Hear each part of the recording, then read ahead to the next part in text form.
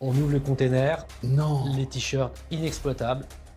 Tous ces premiers trucs, ils étaient d'une efficacité incroyable, quoi. Que je retrouve presque pas aujourd'hui, parce que tout a été dit à ce moment-là. Mes dessins, la preuve, c'est que des dessins qui ont 20 ans, ils fonctionnent encore. Donc il y a une espèce de, je parle de choses du quotidien des gens. Moi, j'ai eu l'idée de faire une expo, de créer une expo. Elle existe, elle est virtuelle, elle est sur mon ordinateur. Et cette expo, elle est téléchargeable gratuitement pour tous les structures qui ont la capacité d'exposer.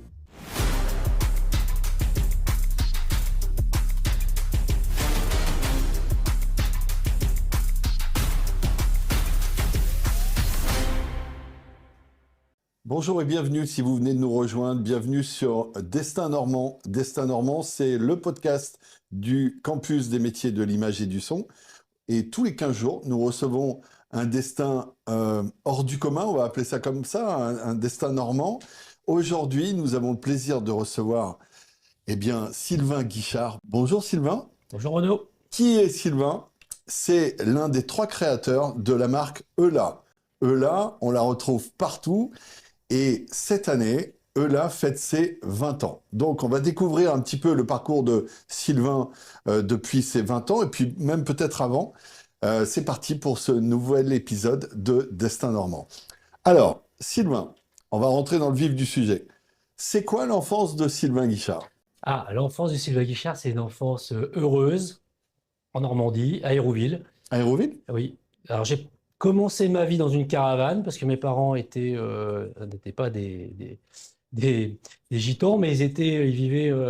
Mon père avait un métier qui le faisait changer de ville souvent, donc les 5 premières années de ma vie, je les avais passées en caravane. Et puis, quand il a fallu que je rentre à l'école, mes parents ont voulu stabiliser un peu notre habitat et ils ont acheté un appartement à Hérouville. C'était dans les années 70, donc c'était la création d'Hérouville. Et j'ai vécu ensuite 30 ans à Hérouville, 30 ans à Hérouville, où j'ai vécu une enfance très heureuse, très heureuse. J'ai des très très bons souvenirs de mes années hérouvillaises. À l'école, c'était comment? Ah bah c'était super, j'étais à l'école Pierre Gringoire. J'ai des souvenirs marrants parce que je me dis, c'était à l'époque de l'ASMN, et pendant les récréations, on avait tous des petits aimants au bout d'un fil, et on passait ça dans la poussière de la récréation, et en fait, il y avait des petites particules de métal Métal? qui venaient et ça faisait des espèces de grappes de métal autour de l'aimant. Voilà, c'était un souvenir scolaire d'Hérouville. Et je me dis, ça devait quand même pas être génial au niveau pollution, quoi. Parce que si on arrivait à ramasser des petites particules comme ça avec des aimants, Ah oui, c'est tu que. m'étonnes. Ouais. Alors, dis-moi, Sylvain, donc, une enfance plutôt aimante, tout se passe Ouais. bien, on Ouais. est dans le meilleur des mondes. Oui. Euh, les études, c'est des études de quoi? Alors, j'ai fait un bac à Caen. Et ensuite, j'ai. Alors, le souci, c'est que je me disais que je pourrais peut-être pas faire des études très longues parce que ma mère ne travaillait pas, mon père avait un métier qui n'avait pas un gros revenu. Et je me disais, il faut pas que je sois une charge pour mes parents parce qu'il y a ma sœur qui arrive derrière. Donc, j'ai un peu regardé quand j'étais en terminale quels étaient les métiers où on pouvait commencer à gagner de l'argent assez rapidement. Et j'ai vu que quand on passait le concours d'instituteur, à l'époque, à l'école normale, on était rémunéré pour ces années de formation, 3 ans de formation rémunérés. Et ben, je me suis dit, ben voilà, c'est ce que je vais faire. Je connaissais pas, il y avait personne, pas d'instit dans ma famille. Ah ouais? Donc, j'ai passé le concours, j'ai été reçu. Le problème, c'est qu'au bout de un mois à peu près, je me suis dit, ah, mais c'est pas du tout fait pour moi ce métier. Donc, je suis allé voir la directrice de l'école normale. Je lui dis, je crois que j'ai fait une erreur, je ne sens pas. Elle me dit, ah, vous inquiétez pas, monsieur Guichard, vous allez voir, c'est un beau métier. Euh, Là, c'est trop tôt pour le dire et tout. Bon, j'ai fait mes 3 ans de formation. Et malheureusement, il s'est avéré que j'avais raison. C'est un métier qui ne m'a pas plu. D'accord. Ah, donc, et le problème, c'est qu'à l'époque, quand on, quand on signait donc, ces 3 ans de formation à l'école normale, on devait 10 ans à l'État, parce que l'État nous payait 3 ans de formation. Alors? Et je me suis dit, je suis parti pour 10 ans, mais là, il va falloir voilà, serrer les fesses. Parce qu'en plus, c'est ce que je dis, il y a plein de métiers, on peut les faire.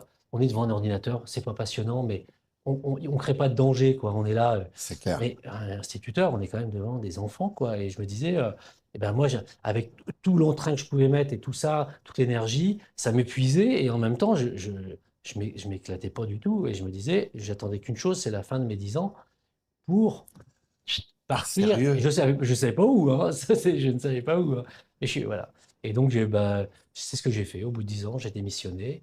Et puis, j'étais passionné de photos, donc je me suis dit, je vais me lancer comme photographe. J'avais pas d'appareil photo, j'avais pas de labo photo, j'avais rien. Non. Je me suis acheté un appareil photo.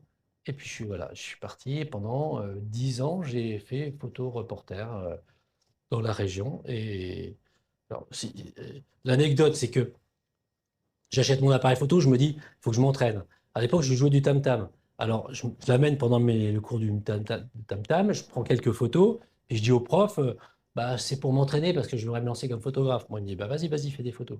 Je fais les photos, je lui donne après, je lui dis, bah, tiens, je te donne des photos, et puis, il me dit, ah, c'est vachement bien tes photos et tout. Et il me dit, moi, j'ai un groupe, est-ce que ça t'intéresse de nous faire les photos? Alors, je dis, bah oui, carrément. Son groupe, ça s'appelait Papac. C'était un groupe de percussion dans les années 90. OK. Et je fais les photos de son groupe. Et ces photos se sont retrouvées au CDN parce qu'ils étaient programmés au CDN à Aéroville. Quand le CDN a reçu ces photos pour faire leur plaquette, il m'appelle en me disant, notre photographe part travailler ailleurs, on cherche un photographe. Est-ce que ça vous intéresse de prendre la place à mi-temps? Et moi, ça faisait quelques mois que je me disais que j'allais être photographe, quoi. Donc en fait, très rapidement, je me suis retrouvé sur un poste de photographe officiel, entre guillemets, à faire des photos pour le CDN d'Hérouville. Comme mes photos apparaissaient dans la plaquette du CDN, le conseil régional les a vues. Ça s'est enchaîné? Ça s'est enchaîné. Ils m'ont appelé pour me demander de faire des photos pour le journal du conseil régional. Comme les photos étaient visibles dans le conseil régional, il y a des groupes de vaches qui m'ont appelé. J'ai bossé pendant 10 ans, à plein temps, alors que j'ai zéro formation, que j'avais aucune connaissance dans le domaine de la photo. Donc, tu t'improvises photographe. Ouais, Tu apprends quand même un petit peu sur les bouquins, j'imagine. À l'époque, c'était pas des tutos, mais non, non, comme ça, non, tu testes.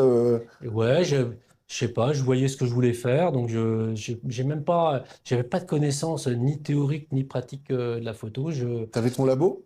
Alors, non, j'avais pas de labo, je m'en suis créé un. Du coup, au bout d'un moment, quand j'ai vu que ça prenait, bah, que j'avais quand même des clients qui étaient quand même importants, et puis il faut quand même que j'aille jusqu'au bout du truc, Bien quoi. sûr. Donc, j'ai acheté de quoi faire un petit labo, et puis je me suis fait mon petit labo.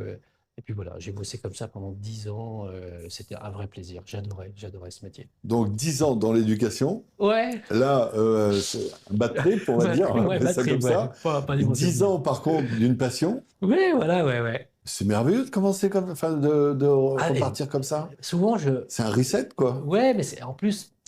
J'avais un grand-père, ma maman est italienne et mon grand-père était italien et il vivait en France. Et quand je discutais avec lui, j'adorais sa vie parce qu'il avait fait plein de métiers.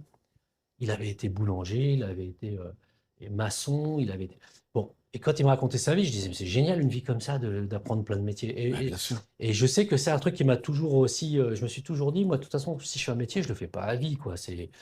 J'ai envie d'explorer plein de trucs et tout. Et puis il se fait que bah, ma vie a fait que j'ai effectivement fait plusieurs métiers. Et j'en suis très content, hein. Je suis très content d'avoir même mes 10 ans d'instit. On y revient tout à l'heure, mais chaque expérience, de toute façon, a ses Mais répercussions évidemment. à un moment ou à un autre. Et quand j'ai créé EULA, mes années de l'instit ont servi, mes années de photographe ont servi. Donc rien n'est perdu. Alors, on y vient. Là. C'est quoi cette histoire? Comment c'est né? Vous étiez trois, donc, Oui. à la base de cette histoire. C'est juste après la photo? Alors, j'étais photographe et mon beau-frère, Jean-François Toudic, qui était breton, comme son nom l'indique, Oui. mais normand d'adoption depuis quelques années. Il vivait avec la sœur de ma femme. Euh, Lui, il est arrivé en Normandie en me disant, oh, vous êtes vraiment nuls les Normands, hein, parce que moi je découvre la Bien. Normandie, c'est génial la Normandie, vous avez tout, vous avez une langue, vous avez des plats, vous avez une histoire, vous avez des Vikings, vous avez des... Et il n'y a pas une marque, vous n'avez pas une marque identitaire régionale. Et je dis, en Bretagne, on en a plein, quoi, et ça Braise, marche. machin, et Alice compagnie, Braise, quoi. même Goudig. Ouais. Et il me dit, mais c'est quand même dingue. Il me dit, mais pourquoi ça n'existe pas? Bah, j'ai dit, ouais, t'as raison, c'est vrai que t'as raison, mais je vois pas trop comment tu te rends compte. Créer une marque, c'est quand même.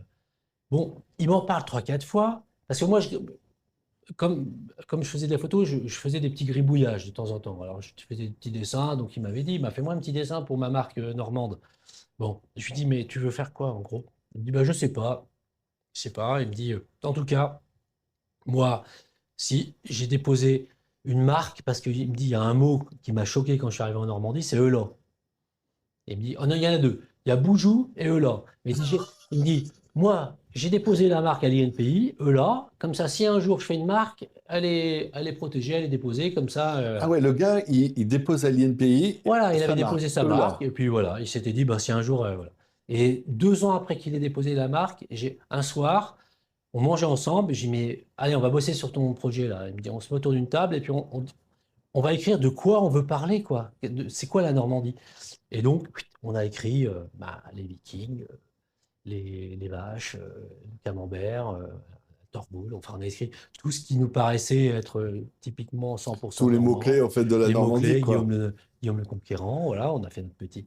Et puis après, on s'est dit, la météo, bien évidemment, la pluie, puis on s'est dit, maintenant, le challenge, c'est de trouver faire un dessin par thème, mais avec un petit souci, c'est que aucun de nous dessinait. Donc il fallait qu'on.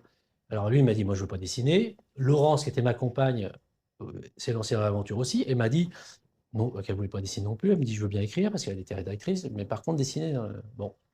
Alors je m'y suis mis et c'est là que mon expérience d'instit a servi, c'est que je me suis souvenu dans mes années d'instit que les enfants n'avaient aucun souci pour dessiner quand on leur demandait à les enfants de moins de 10 ans, je dirais. On leur demande, dessine-moi une voiture de pompier. Ils dessinent la voiture de pompier et on reconnaît que c'est une voiture de pompier. Alors que plus on avance dans l'âge, plus ça devient compliqué. On se fait des barrières, on commence à se dire comment c'est une voiture de pompier, puis je vais pas savoir le dessiner, machin truc. Enfin, on se bloque, on dessine pas. On finit par dire non, non, je ne sais pas, ou je vais faire un truc. Bon, moi, ce que j'avais remarqué, c'est que les enfants, ils se prennent pas la tête. C'est Ils vont à clair. l'essentiel. Ce qui était important, c'est qu'on reconnaisse que c'est un camion de pompier. Et je me suis dit, bah tiens, moi je vais faire la même chose pour eux là. Moi je ne sais pas dessiner un viking, je ne sais pas dessiner une vache, je ne sais pas dessiner un nuage, mais je vais les dessiner pour que les gens reconnaissent que c'est un viking, une vache ou un nuage. Et donc j'ai fait une patate pour le nuage avec quelques gouttes en dessous, tout le monde reconnaît que c'est un nuage. Une vache, moi je me dis, oh, dessiner une vache, ça va être compliqué. Je regarde deux, trois photos et là je me rends compte qu'une vache de profil, ça tient dans un rectangle. Alors, je me dis, bah, je vais pas m'embêter, je vais faire un rectangle, je vais mettre des pattes et une tête et puis des taches dessus. Et effectivement, la vache, on la reconnaît. Voilà. Et donc, tous nos premiers dessins, en fait, c'est des dessins très simples, de forme à dit simpliste, mais ça me va très bien, pour exprimer des idées qui étaient simples aussi, hein, c'est-à-dire qu'en Normandie, il pleut. D'ailleurs, au début, il n'y avait pas vraiment de jeu de mots, hein, on prenait des petits emblèmes de la Normandie, on les a mis sur des cartes postales, et puis voilà, c'est comme ça qu'on a lancé la marque, Alors, hein. alors justement, vous êtes trois, vous décidez de lancer cette marque là, Mhm. parce que, on va le rappeler hein, pour les gens qui nous regardent, mais qui ne sont pas forcément normands, là, c'est quelque chose qui se dit chez nous. Quand on est étonné de quelque chose, Bah, ça sert à tout. ça sert à tout. Ouais. Quand on est en colère, hello! Quand on est étonné, hello! Voilà, c'est une interjection qui sert à tout. Hello la vache, la surprise, hello le boulot. C'est vrai, c'est un petit mot et on s'en rend pas compte, on le dit beaucoup. Et c'est souvent les étrangers qui nous le font remarquer. Tu sais que dans les départements voisins, par exemple dans le 76, là je vais pas me faire des copains, mais dans le 76 par exemple, j'entends des gens dire il est rien beau, il est rien machin, il est rien ceci, il est rien Chaque cela. parler à ses petits. Ben oui, il n'y a rien beau. Mais Odé, aussi en Haute-Normandie, ils disent beaucoup Odé, Odé, ah oui, je l'ai entendu ce matin ça, ouais, Odé. d'un gars du Havre. Oui, voilà, il y a un vrai Odé. Donc Chaque petit a son parler. Donc. et juste pour une fois, et je vais faire juste une parenthèse, moi je débarque à la télévision et je vais voir tous les gars à la technique, je fais bonjour, ça va-t-il? Les gars ils me regardent, tu vois, d'où il sort celui-là, quoi, C'est tu le à vois. tantôt aussi qui peut À surprendre des tantôt, fois. ça va-t-il? Alors Ah ouais, là, parce là, que des laisse fois, quand tomber. on dit à Là. tantôt, moi, ça m'est arrivé de dire à tantôt à quelqu'un il m'a regardé, il voyait pas de quoi je voulais parler, quoi. Un Bordelais, il va te dire à demain tantôt. Ouais, à demain tantôt, ouais, c'est vrai qu'il Et dit. là, tu commences à dire, oh, alors, donc, bon, bref, en tout cas, cette idée est née 2 ans auparavant ou quelques mois auparavant. Ouais. Euh, il avait quand même de l'idée parce que déposer à l'INPI Ouais, ce nom-là comme une marque, ouais, assez fort quand même. ouais, Et puis, vous décidez donc de faire des dessins tout basiques. ouais. Mais des dessins basiques pour en faire quoi? Alors voilà, alors c'est une grosse question, parce que là, alors nous, l'idée au départ, encore jeunes à l'époque, et on se disait, parce qu'on avait vu ça aux Vieilles Charrues, en Bretagne, on avait vu qu'ils vendaient des t-shirts à l'Esbraise. Alors on s'est dit, bah tiens, ça c'est le bon plan pour aller faire Ah oui, pour faire des oui. concerts gratuitement, c'est qu'on va faire des petits t-shirts eux là, on va aller sur les festivals, on va les vendre et comme ça, bah nous on va se faire des festivals, ça va être ça super sympa, on va faire un truc un peu Et décontracté. donc au début, c'est ça. T-shirt au début, ouais, t-shirt, Eux là. eux là. Et donc tous tes dessins sont mis sur les t-shirts. Ouais, alors c'est pas si simple que ça parce qu'on se dit, on va faire des t-shirts, mais ah oui, mais comment on fait des t-shirts? Ah ouais. Donc on commence à demander autour de nous, mais où est-ce qu'on peut faire des t-shirts? C'était pas comme aujourd'hui. Aujourd'hui, il y a l'impression numérique et tout ça sur les t-shirts, mais à l'époque, c'était encore de la sérigraphie. Ouais. C'était un peu plus complexe. Bon, on finit par nous dire, oh, on a un copain à Paris qui fait ça, machin truc. On va à Paris, et là, la vérité si je mens, on tombe dans le sentier Non. sur un mec qui nous prend, je sais plus combien c'était, mais genre 8 000 € pour faire je sais pas combien de t-shirts en Ah oui, Chine. oh là. Ça arrive au Havre, on ouvre le container, Non. les t-shirts inexploitables, dégueulasses, pourris, impression dégueulasse, pas les bonnes couleurs, une matière dégoûtante. Et là, on se dit, ah ouais, on commence quand même fort l'histoire, quoi, parce que là, ça va être T'avais compliqué. beaucoup? Ah bah oui, oui, on avait plusieurs milliers de t-shirts. Ah ouais, c'était notre première production. Nous, on La pensait. vérité, si bon, quoi. La vérité, c'est que je mens. Mais total, le mec a disparu après, on n'a jamais récupéré notre sou. Mais on avait ces t-shirts, donc il pleut. Bon, on ne savait pas quoi en faire. On s'est dit, on va pas les jeter, ils sont tout neufs. Donc on les a donnés à une association caritative. On s'est dit, au Mince. moins, Oui, ça va bah, servir à c'est bien, quelqu'un. mais Et la surprise, c'est qu'on a reçu plusieurs mois plus tard, c'était des t-shirts enfants. Il y avait beaucoup de t-shirts enfants. Il y avait des t-shirts enfants et des t-shirts adultes. Mais les t-shirts enfants, ils ont été envoyés au Sénégal, je ne sais pas pourquoi. Et on a reçu une photo assez rigolote de petits Sénégalais dans le Sahel avec des petits t-shirts.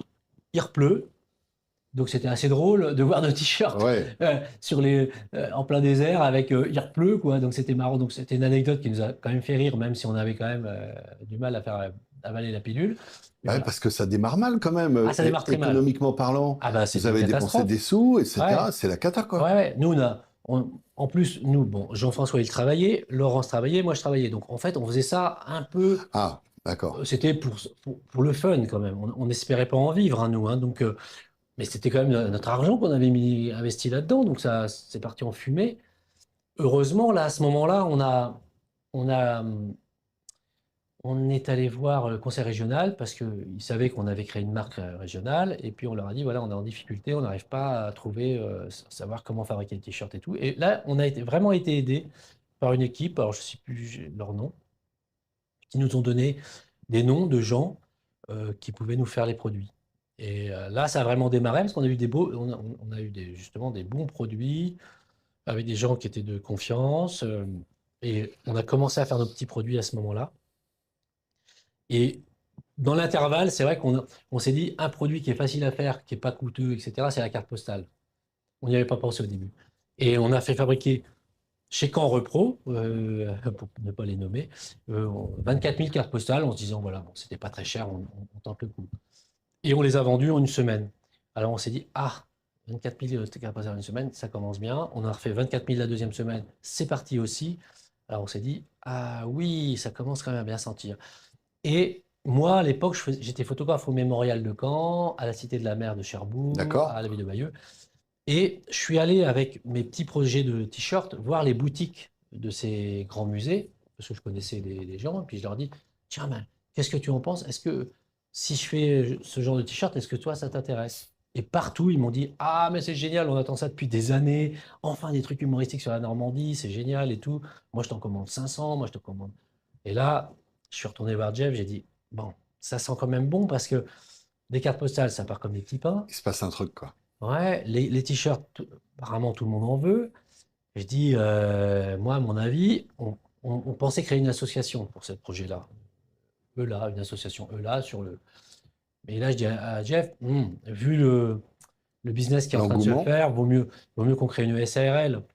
Et donc, c'est à ce moment-là qu'on a créé en octobre 2026, il y a 20 ans, la SARL ELA, avec Laurence, Jean-François et moi, en trois associés, avec chacun, Jeff qui a porté la marque, moi qui dessinais, et Laurence qui s'est occupée de toute la communication. D'accord. Voilà. Donc tous les trois, c'est parti, vous lancez votre SARL. Ouais, Et puis là, vous faites vos petits VRP commerciaux, etc. Vous exactement. allez à droite, à gauche, Ouais, vendre vos produits. ouais, Donc t-shirt et carte postale au début. ouais. Mais alors, tu me dis si je me trompe, hein, mais moi, je vous ai connu par des mugs, par des choses comme ça. Ouais, ouais, ouais, très vite, très vite. En fait, c'est vrai que dès qu'on a implanté nos premiers produits, les commerçants nous ont demandé d'autres produits. C'est eux qui ont été à la base du truc. Ils nous ont dit, ah mais non, mais là, il nous faut des tapis de souris, il nous faut des sets de table, il nous faut des mugs. Et nous, on ne savait pas où faire tout ça, quoi. Et puis, on ne savait pas comment les faire. Et puis, surtout, on travaillait. C'est-à-dire que Jean-François, lui, il était ergothérapeute à Aéroville. Moi, j'étais toujours dans mon...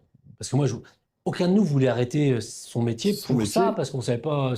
Moi, je me disais, ça va faire marrer les gens pendant 2, 3 ans. Puis après, on va se retrouver le bec dans l'eau. Donc, je me suis dit, il ne faut pas aller trop loin, quoi. Il faut qu'on garde nos métiers, il faut qu'on arrive à faire ça à côté tranquillement. Et mais du coup, c'était un peu compliqué parce qu'on avait quand même tous du boulot. Et à côté de notre boulot, il fallait quand même qu'on s'occupe de là, la distribution, la fabrication, la il y avait 2 semaines à communication. faire en une, quoi. Voilà, on a travaillé comme des dingues pendant. Puis on faisait des salons le week-end pour faire connaître la marque et tout. Donc pendant 2, 3 ans, ça a été quand même très sport. Mais c'est pas grave parce que quand on sent l'engouement, Ouais, ça donne l'énergie. C'est vrai que bien quand sûr. on met beaucoup d'énergie dans un truc et puis que ça fait flop, c'est très dur. Euh, Par contre, quand on sent qu'il y a du répondant et que les gens derrière suivent, ben, l'énergie elle nous maintient. Hein. Évidemment. Ben, au bout de plusieurs années, on était crevés hein, quand même. Mais bon, mais les 2, 3 premières années, c'était assez passionnant. Et à l'époque, j'imaginais que vous arrêtiez pas de rire, quoi, Ouais, avec tout c'était ça. léger, c'était léger. C'était léger. C'est vrai, ouais. Et est-ce qu'il y avait une création dans les débuts qui a dépassé toutes les autres ou non, c'était... Bah, en fait, très rapide. Il y a eu les 8, je crois qu'il y avait une dizaine de dessins au début qui ont été très efficaces et qu'on utilise encore. Donc c'est La vraiment vache? ouais, c'est les premiers G, je dirais. C'était la carte de France avec il y avait des nuages partout sauf en Normandie où il y avait un soleil et puis c'était écrit I have a dream. Voilà, c'était le nuage avec écrit il pleut. Il y avait Google Earth, on voyait plein de parapluies, puis c'était la Normandie vue par Google Earth. Tous ces premiers trucs, ils étaient d'une efficacité incroyable, quoi, que je retrouve presque pas aujourd'hui, parce que tout a été dit à ce moment-là. Et, euh, et c'est vrai que ces visuels-là, ils nous ont très vite propulsés un peu partout. Incroyable.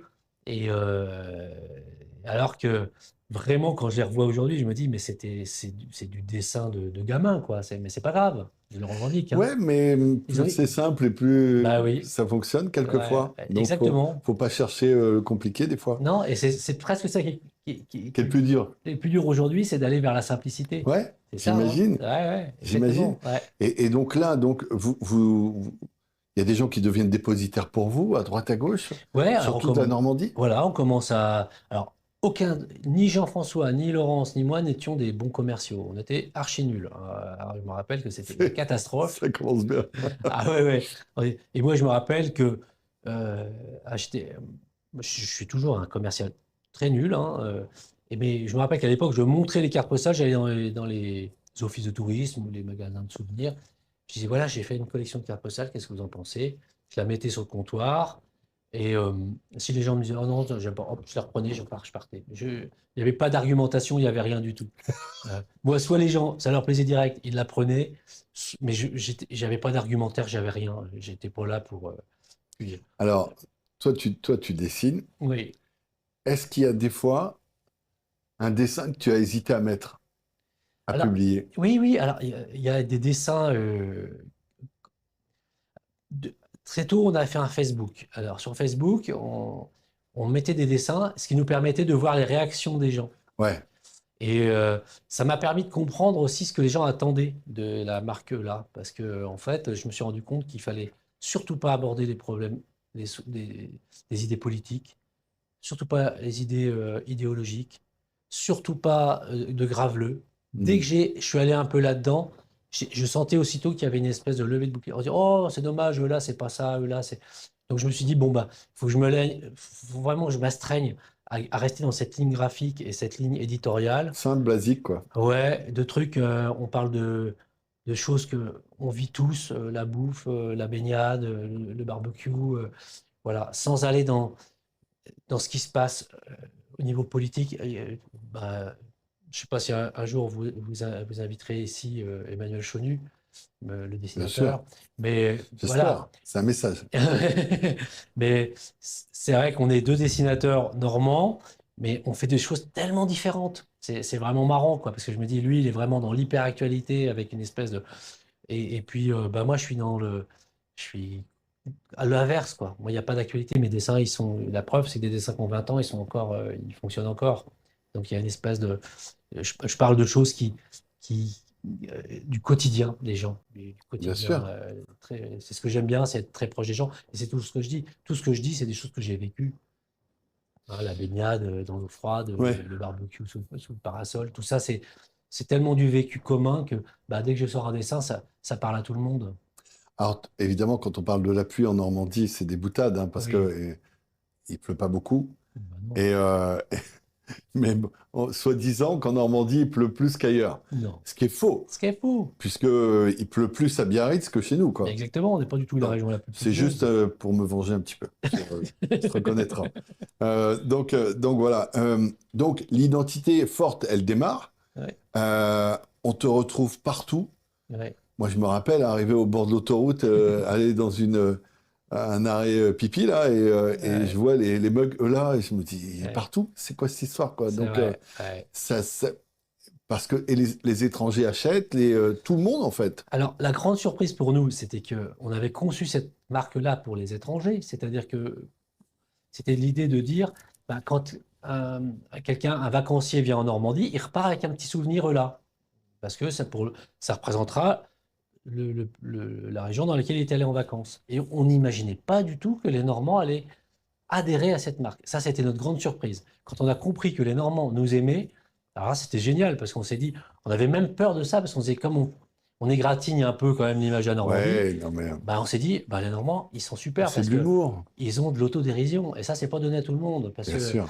on a essayé de faire des marques, par exemple, dans le sud de la France. On sent que l'autodérision, c'est quelque chose quand même de plutôt anglo-saxon. C'est plutôt le nord de l'Europe qui pratique l'autodérision. Le sud de l'Europe, c'est moins. Ah oui? Oui, oui, oui. Il y a pas, on n'a pas de. On peut regarder. Hein, il y a des marques identitaires en Belgique, tout ça, où ils manipulent beaucoup même en Irlande. Mais par contre, en Italie, en Espagne, très peu, très peu. Donc D'accord. je pense que c'est vraiment culturel. Et les Normands ont cette capacité-là, et c'est ce qui nous a permis, bah, nous, que ça plaise. Je crois que les Normands ont tout de suite compris le petit clin d'œil. Et puis, oui, bah, quand on parle de pluie, etc., oui, je sais que ça a déplu à des acteurs du tourisme au début, parce que eux communiquaient depuis des années en disant il fait beau en Normandie, il fait beau en Normandie. Et moi, j'avais envie de leur dire mais non, mais faut arrêter. Les C'est de touristes, l'humour. oui, c'est de l'humour. Et puis, les touristes ne viennent pas en Normandie pour le soleil. Quand on veut du soleil, on va dans le sud de la France. Quand on vient en Normandie, c'est qu'on vient chercher autre chose. Ouais, Donc, faut pas leur mentir. Et puis, il y a tellement de choses en Normandie. Donc, c'est autant qu'on clair. leur parle de ce qu'on est réellement. Donc, moi, je trouvais que notre démarche, elle n'était pas du tout, elle était pas du tout niaise, et, et j'étais un peu surpris de la réaction de certains acteurs, justement, du tourisme. Je trouvais ça un peu dommage parce que je me disais, c'est de l'humour, quoi. C'est de l'humour. Vous rêvez de travailler à la radio, la télévision ou l'audiovisuel? Bienvenue au CMIS. Le campus des métiers de l'image et du son à Hérouville-Saint-Clair, près de Caen. Ici, vous apprendrez dans de vrais studios, avec du matériel professionnel et aux côtés d'experts du métier. Animation radio, télévision, production audiovisuelle. Formez-vous concrètement au métier de l'image et du son. CMIS. Le campus des métiers de l'image et du son en Normandie. Infos et formations sur cmis.fr. Et au 02 61 52 50 50. À quel moment tu as senti que la marque, ça passait à un autre niveau, que ça dépassait tout ce que vous attendiez? Alors, il y a eu un moment où il y a vraiment eu il y a un moment où c'est senti un peu dépossédé. Enfin, quand on a vu qu'on parlait beaucoup de nous dans les journaux, que les gens nous connaissaient et que on avait du mal à suivre, finalement, on était toujours en retard sur la demande. Là, je me suis dit, ah oui, il y a quand même un. Là, on est dans un phénomène. Et puis moi, j'avais des retours de gens qui m'avaient connu, par exemple, quand j'étais au lycée, et puis qui m'envoyaient des petits messages en me disant, ah, c'est trop marrant que ce soit toi qui fasses ça, on reconnaît vachement ton humour dans les dessins et tout. Là, je me suis dit, ah ouais, ça prend quand même une ampleur que j'avais pas imaginé. C'est fou. Ouais, ouais, bah oui, c'est rigolo parce que il y a tellement de fois dans la vie où on fait des choses en espérant que ça marche et puis on est déçu que là, ce qui était rigolo, c'est on n'était pas là dans cette logique-là. On a fait quelque chose pour s'amuser et ça a marché alors que on cherchait pas ça et on s'y attendait pas autant. Et ça, c'est quand même très agréable parce que c'est vrai que c'est la surprise, quoi. Et là, bah, on a été un peu démunis pendant plusieurs années. Il a fallu qu'on fasse des choix. Laurence a été la première à basculer dans la société. Elle est rentrée dans la société EULA pour en vivre. Ensuite, Jean-François, lui, n'a jamais voulu. Et nous, il a toujours dit, moi, voilà, j'ai eu l'idée, mais par contre, moi, je suis passionné par mon métier, je ne le quitterai jamais. Donc, continuez sans moi. Donc, voilà, il est resté associé, mais par contre, il continue son métier. Et moi, il a fallu encore quelques années pour que je quitte doucement mon métier de photographe. Pendant plusieurs années, j'ai travaillé, j'ai fait les deux choses. J'étais photographe et dessinateur pour eux-là. Ah oui.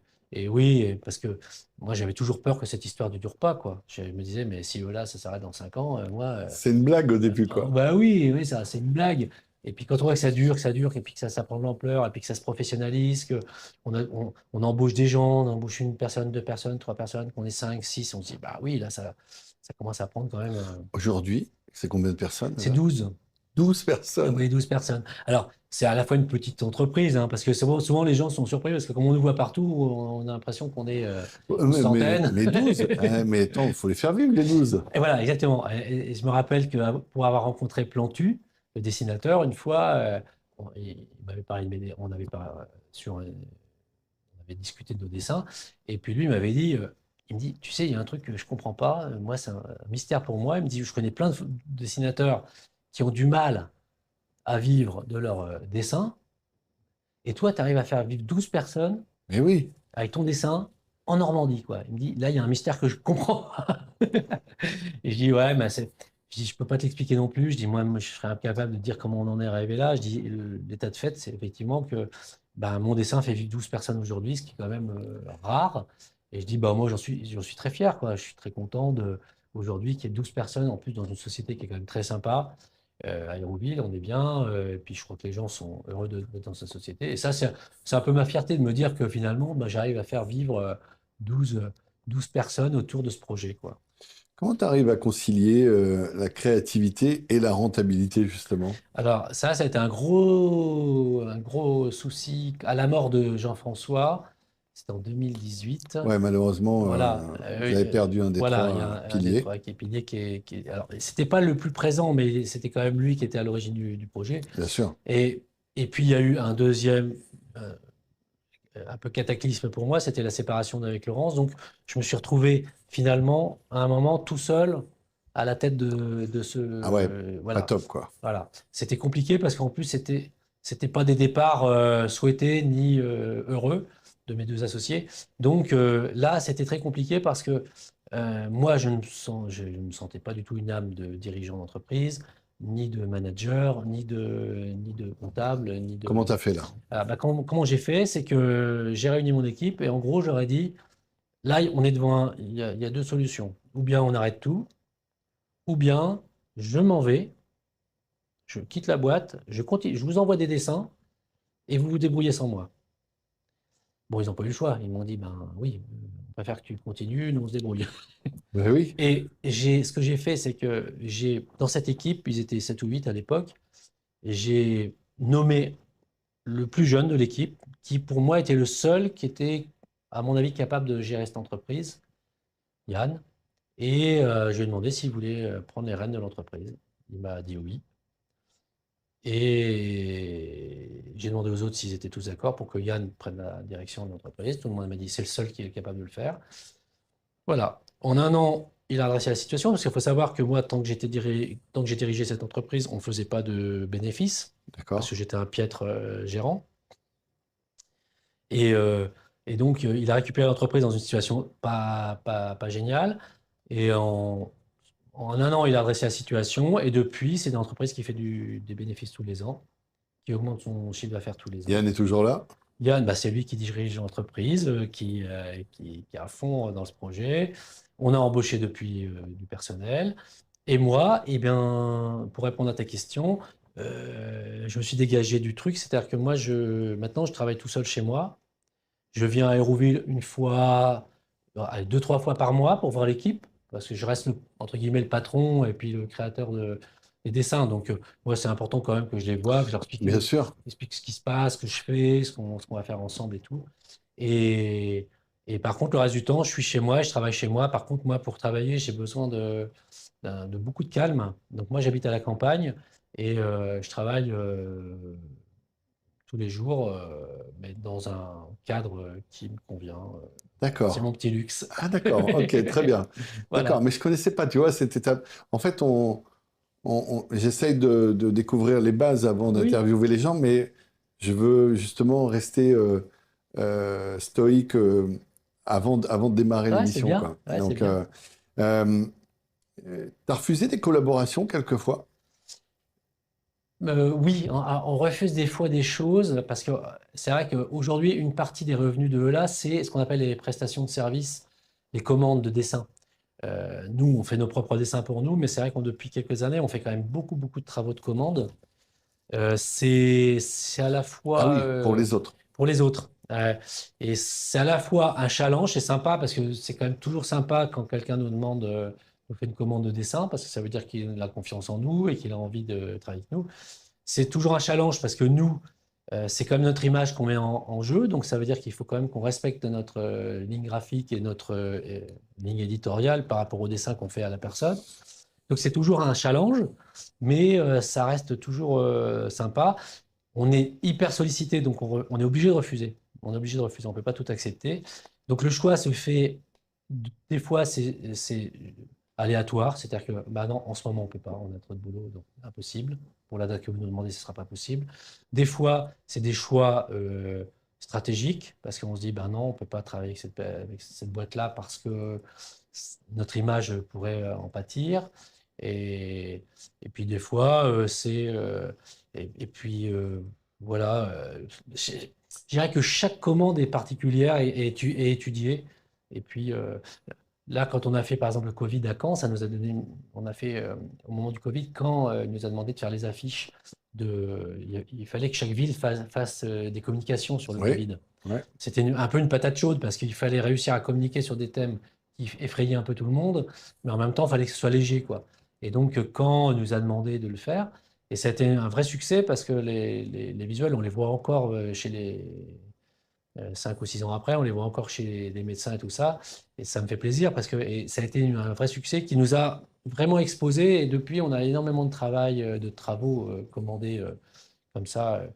Et, euh, mais bon, et pour répondre à ta question, oui, on a dû refuser une fois. Enfin, je sais pas, pour donner un exemple, je crois qu'il y avait un abattoir, par exemple, qui nous avait demandé de faire. Ouf. Ouais. Voilà. Donc, euh, même si moi je mange de la viande, c'est vrai que je me dis, c'est pas génial non plus. Tu Non, vois, ouais. c'est des associations de communication qui sont pas évidentes pour une marque comme nous. Parce qu'ils voyaient nos petites vaches, donc ils disaient, ah bah ce serait super, sauf que mes petites vaches, Ah, j'ai pas pas envie vraiment, qu'elles non. finissent dans un abattoir. Ouais, ouais, ouais. Voilà, ouais, c'est des choses comme ça. Donc, on le disait tout à l'heure, Eula a 20 ans. Qu'est-ce qui motive encore après 20 ans? Ah bah là, c'est le challenge tous les ans. C'est horrible parce qu'en Qu'est-ce qu'on fait, va faire? bah oui, parce que tous les ans, en fait, ce qu'il faut savoir, c'est que nous, on retourne tous les ans voir les commerçants avec nos nouveaux produits. Alors, on a des nouveaux produits à leur proposer. Par exemple, on va avoir cette année, on va avoir des petits sacs isothermes, on va avoir des petites tasses, je sais pas quoi. Bon, mais il faut aussi leur proposer de nouveaux visuels tous les ans parce qu'ils attendent ça. Mais quand ça fait 20 ans qu'on parle de la Normandie, de la pluie, des Vikings et des vaches, tous les ans, c'est un vrai. Et là, en fait, je suis dans la période un peu stressante parce que on fait notre catalogue dans quelques semaines. Il faut que j'amène mes visuels. Voilà. Donc, par exemple, l'an dernier, On t'attend là. ouais, ouais, là, c'est le moment où il faut.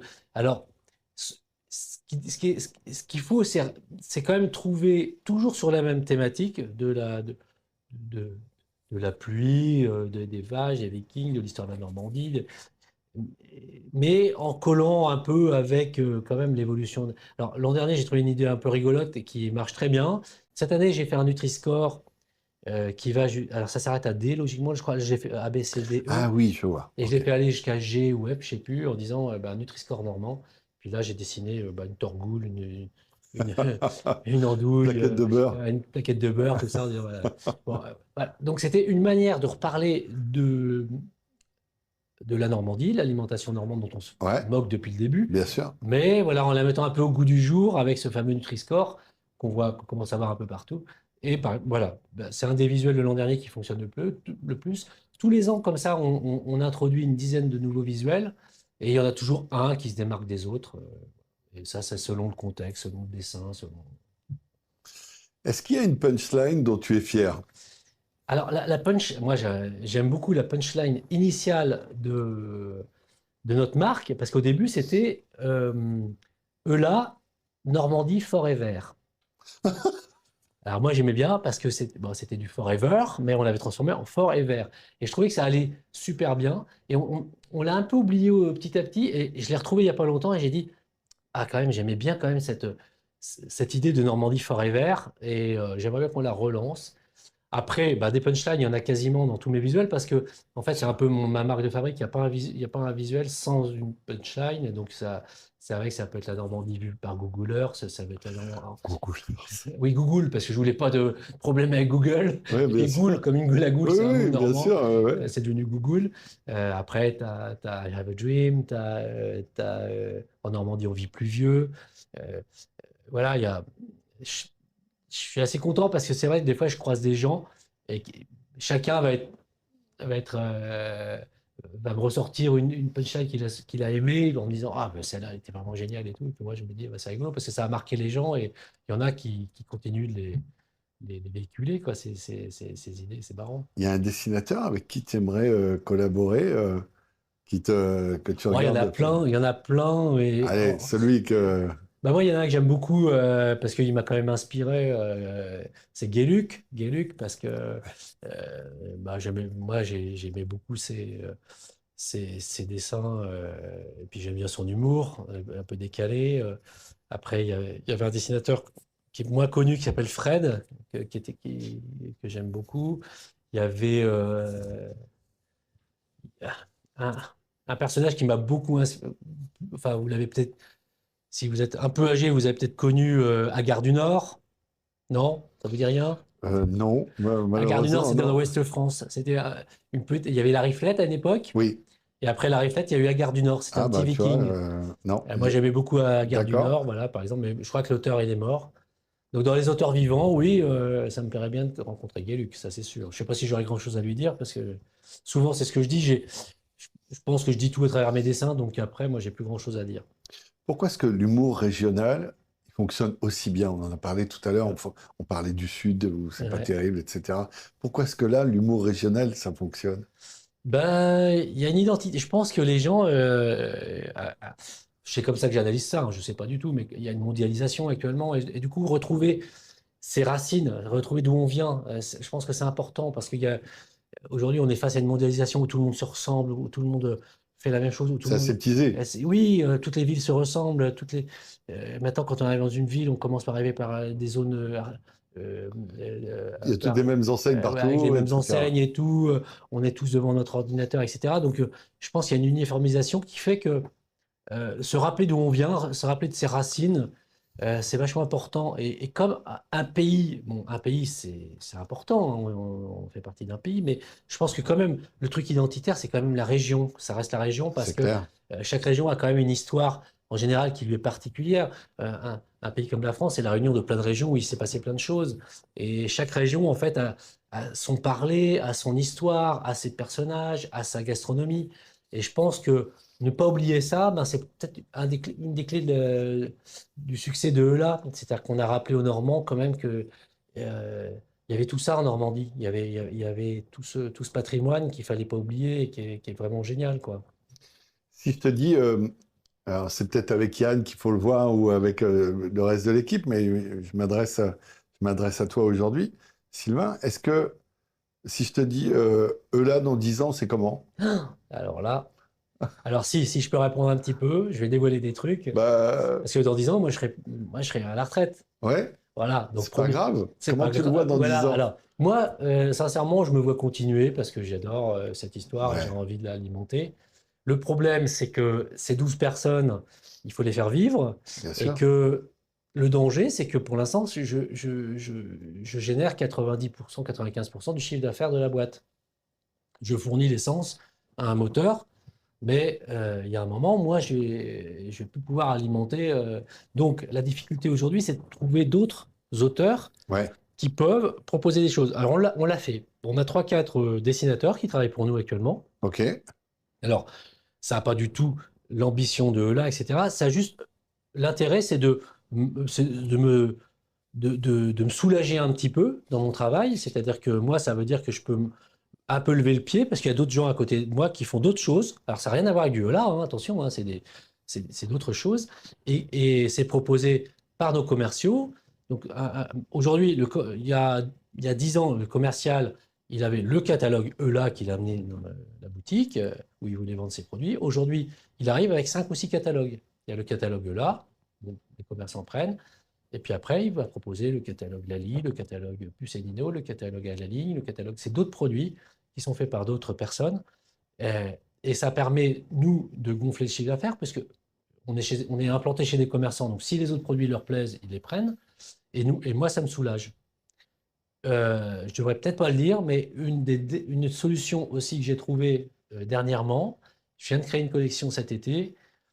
Et là, eh ben, je me suis dit que j'allais utiliser l'intelligence artificielle pour créer mes dessins. C'est pas du tout des dessins là, je suis parti sur autre chose, des choses que je ne savais pas faire. Et je me suis dit, ben, j'ai l'idée, mais par contre, je ne sais pas le faire techniquement, je vais demander à l'intelligence artificielle de le faire. Et donc, j'ai créé une collection et on a commencé à la proposer cet hiver, elle fonctionne très bien. Voilà, c'est pour répondre à ta question. bien sûr. C'est-à-dire que c'est vrai que moi j'ai 60 ans, donc dans 3 ans à peu près, je peux éventuellement être en retraite. J'ai envie, moi j'ai des petits-enfants, j'ai une famille, j'ai envie de profiter de la vie. Donc j'ai envie de lever le pied sur ce projet-là qui m'a vraiment pris beaucoup, beaucoup de temps depuis 20 ans. Et les solutions que j'ai trouvées, c'est ça. C'est de faire appel à d'autres dessinateurs, de faire appel à l'intelligence artificielle pour alimenter une collection. Et comme ça, je me dis, bah, en mettant, comme on dit, en ne mettant pas tous ses œufs dans le même panier, Bien sûr. on peut espérer que bah, quand moi je vais lever le pied dans 2, 3 ans, et ben, tout ce qu'on met en place aujourd'hui, ça permettra de faire vivre cette équipe bah, longtemps. Alors pour cet anniversaire, parce que 20 ans, c'est pas anodin quand même, c'est un sacré Ah anniversaire. oui, Qu'est-ce qu'il y a de prévu là? Moi, je veux tout savoir. Il y a une collection à part pour les 20 ans. alors même pas. Alors, c'est ce qui est rigolo, parce qu'on en parle depuis 2, 3 ans. On se dit, dans 2 ans, c'est les 20 ans, il faut qu'on fasse un truc et tout, il faut Mais qu'on fasse des oui, visuels et tout. Mais on a été pris dans plein de trucs et notre petite équipe est quand même surchargée de travail. Et malheureusement, le chiffre d'affaires ne permet pas d'embaucher plus. Donc, c'est très difficile de se mettre des trucs en plus sur le dos. Et on avait pensé faire un gros événement. Et puis, on a commencé à réfléchir, on a commencé à même faire des projets, des trucs, on a pris contact avec la mairie de Caen et tout. Bon. Et puis, on s'est dit que ça serait très compliqué parce que ce serait chronophage, beaucoup d'énergie, ah, etc. ça, Et surtout, on s'est dit que eux là, ça touche tous les Normands et ce serait dommage que cette expo, elle soit qu'à Caen parce que finalement, il y a des gens de l'Eure ou de Dieppe ou de Tonfront qui ont envie de voir du là et ils devraient monter à Caen. Alors, moi, j'ai eu l'idée de faire une expo, de créer une expo. Elle existe, elle est virtuelle, elle est sur mon ordinateur. Et cette expo, elle est téléchargeable gratuitement pour tous les structures qui ont la capacité d'exposer. Hein. Alors, d'accord. c'est pas pour les particuliers parce que vraiment, donc c'est vraiment, ça peut être une entreprise, ça peut être une médiathèque, ça peut être une école, ça peut être un office de tourisme, ça peut être une mairie. Toutes les structures qui ont envie d'avoir une petite expo, là, cette année, eh ben, il suffit d'envoyer un email à expo, au singulier, @le-d'humour.fr. Ils expliquent leur projet et moi, j'envoie un petit dossier avec tous les panneaux qui sont prêts, les D'accord. visuels, etc. Ils ont juste, eux, à l'imprimer sur le support qu'ils veulent, la taille qu'ils veulent, le nombre de panneaux qu'ils veulent, à l'endroit qu'ils veulent, avec les gens qu'ils veulent, à la date qu'ils veulent. C'est-à-dire que l'idée, c'est qu'on offre clé en main une expo et chacun fait avec les moyens du bord. Et ça, c'est vachement important parce que nous, on sait les Normands, je vois bien quand on se balade, quand je me balade et quand je fais des interventions scolaires, souvent, quand je pose la question aux gamins qui connaît là, tout le monde connaît. Donc ça veut dire que partout, il y a des mugs ou des cartes postales là qui traînent dans Normandie. Et j'ai envie que les gens, même qui n'ont pas les capacités de venir jusqu'à Caen ou qui, voilà, et ben qu'à proximité de chez eux, ils aient la possibilité de voir l'histoire de là. Et cette expo, en fait, elle explique l'histoire de là, ce que j'ai expliqué tout de suite là, mais en dessin. C'est-à-dire que c'est des grands panneaux, il y en a une trentaine à peu près, qui expliquent comment je dessine, comment s'est créée l'histoire, ce qu'on a fait dans d'autres régions, les autres D'accord. collections qu'on fait, les travaux de commande, etc. Et moi, j'en suis très, très content parce que j'ai commencé à en communiquer sur ce projet il y a une semaine à peu près, et on a déjà pas loin de 50 commandes d'expo. Ah oui, Donc il y a déjà 50 endroits à peu près où on peut aller l'expo. voir ça. Voilà. Alors ça, la première a eu lieu à Eulan. À Eulan, alors c'est pas une blague, Eulan, c'est un village près de Villers-sur-Mer qui s'appelle Eulan. Bon, quand on a découvert qu'il y avait un Eulan en Normandie, ben, nous, on a créé une espèce de lien particulier avec eux, avec la mairie. Et depuis, avec le maire, on fait beaucoup de choses. Et donc, il a Ouais, tenu oui. à être le premier. Si lui, il fait pas l'expo, personne ne le Voilà, il fera. a tenu à être le premier à faire l'expo des 20 ans de là. Donc ça commence chez lui, et là en ce moment. Et après, il y en aura. Alors, les expos, des fois, ça sera sur des petits panneaux comme ça, des fois sur Ouais, des grands panneaux, ouais. des fois ce sera voilà, en extérieur, des fois en intérieur. On ne maîtrise pas. Et ce qu'on a juste envie, c'est que le maximum de gens qui aiment cette marque et qui ont envie de la faire découvrir ou de la mettre près de chez eux. Et même s'il n'y a que 10 spectateurs qui viennent, c'est pas grave. Nous, on est très contents de ce projet-là qui a l'air de bien plaire parce que les retours que j'ai par email, quand j'envoie l'expo, les gens à chaque fois ils me disent: Ah, c'est génial, c'est une super idée, ça nous permet d'avoir une petite expo près de Bien chez sûr, nous. bien sûr. Donc il y a des gîtes, il y a des médiathèques. Et ce qui est rigolo, c'est que, à ma grande surprise, c'est qu'il y a 3 médiathèques à Paris qui me l'ont prise, à Paris. Donc j'ai Ok. demandé pourquoi. Mais ils m'ont dit: on connaît eux là et ça va être l'occasion de faire un sujet sur une région, sur la région Normandie, à travers le regard de eux là. C'est Voilà. extra. Extra. Dans les Landes, dans le sud de la France et même en Irlande, parce qu'il y avait un prof. Alors, excuse-moi, vas-y. Il y a un prof de français dans un collège irlandais qui est normand, et quand il a vu ça, il a dit: moi je fais une expo là dans mon collège en Irlande. Voilà. Alors, tu me parles des frontières. Ça Ouais. m'amène à l'une de mes dernières questions. Est-ce que tu as déjà reçu, j'imagine, des photos avec des gens qui brandissent le mug ou le t-shirt et qui sont à l'autre bout du monde Ouais, ça n'arrête pas. En fait, on a des. Et même, ce qui est rigolo, c'est quand je suis à la boutique de Caen, c'est le nombre de gens qui viennent me dire: Ah, mais vos mugs sont en Australie, ou au Canada, ou en Nouvelle-Zélande. Parce qu'en fait, les Normands sont hyper contents de finalement faire voyager cette marque et de l'offrir. Ou alors, quand ils ont la famille qui vient en Normandie, ils repartent avec un produit là. Ou alors, eux, quand ils voyagent, ils partent avec dans leur valise des Tu as eu des produits photos comme ça qui Ah sont oui, oui, arrivées? oui. Ouais. On appelait ça, même au début, on appelait ça les ambassadeurs. Et on Oui. avait sur notre site internet, alors on l'a plus maintenant, mais on avait une petite rubrique ambassadeurs. Et là, on mettait les photos avec l'accord des gens. Ils nous disaient que des gens, justement, en train de brandir leurs produits là, devant la pyramide de Gizeh ou devant, je sais pas, voilà. À chaque fois, c'était dans des endroits incroyables à travers le monde. Et, voilà. Et on a appelé ça les ambassadeurs, les Guillaume le Conquérant du XXe siècle, quoi. C'était marrant. Allez, je vais pas t'embêter longtemps, mais Non. ma dernière question, c'est aujourd'hui, au bout de 20 ans, si tu fais le point, tu te dis quoi? Eh ben, moi, je me dis que je suis très content d'avoir créé quelque chose qui fait pas trop, enfin, qui fait pas polémique, parce que je trouve qu'on vit dans Ouais, un monde ouais. euh, où, quand même, surtout avec les réseaux sociaux, tout ça, je trouve qu'il y a quand même beaucoup de tensions, beaucoup de d'agressivité. Et moi, je suis très content d'avoir créé quelque chose qui crée du plaisir et qui crée de l'amusement chez les gens. Et sans rien demander, moi, je me dis, voilà, c'est des gens qui choisissent d'acheter des produits là et que ça leur fait plaisir. Et puis, moi, j'ai 3 sujets de satisfaction. J'ai ça, j'ai le fait de, comme je disais tout à l'heure, de faire vivre 12 personnes avec mon dessin. Et puis, l'impression d'avoir, entre guillemets, réussi ma carrière professionnelle parce qu'aujourd'hui, je suis heureux dans mon métier et que je trouve que autour de moi, j'arrive à 60 ans, donc je vois des gens autour de moi qui sont soit exténués par leur... Ils ont des beaux métiers, mais ils sont exténués parce qu'on leur en demande trop ou parce que ils ont pas, finalement, ils sont pas allés jusqu'au bout de leurs rêves ou je sais pas. Donc je sens beaucoup de gens frustrés ou beaucoup de gens malheureux. Ben, je dis moi, je suis hyper content de... Toi, tu as la récompense ultime. Ouais, ouais, d'être très libre parce que je dis ce que je veux, je travaille quand je veux, je m'organise comme je veux. Et c'est vrai, je me dis souvent que j'ai beaucoup de chance voilà, d'avoir suivi ce chemin et d'être aujourd'hui ce que je suis, quoi. Et voilà. C'est bien. En tout cas, c'est hyper carré pour terminer ce Oui. podcast. Et je te remercie vraiment, Sylvain, de t'être déplacé jusqu'à nous parce Non, que bah, c'était une chouette invitation, je vous remercie. Destin Normand, pour nous, sont des destins vraiment hors du commun, Mhm. des choses qui peuvent arriver comme ça d'un coup. C'est ce qui s'est passé avec toi. Alors, vous étiez 3 au début de l'aventure et la marque est toujours là, etc. Et moi, je te félicite parce que c'est pas facile de faire perdurer des choses comme ça. Ouais, C'est exactement. pas facile. Ouais, c'est souvent ce Donc, que je dis, c'est que faire perdurer, c'est presque plus dur c'est que plus de... dur. Ouais, C'est le plus dur. C'est ouais, facile de faire un one-shot. ouais, De rester tout le temps là-haut, c'est dur. ouais. Donc voilà. Donc bravo, rien que pour ça, bravo. Merci. Et puis on te souhaite le meilleur pour Voilà. après, quoi. Eh ben, Et merci. pour la marque. Merci beaucoup. C'était Destin Normand. Je vous rappelle que Destin Normand, c'est tous les 15 jours, on reçoit un invité hors du commun, un invité qui nous a motivés à le faire venir.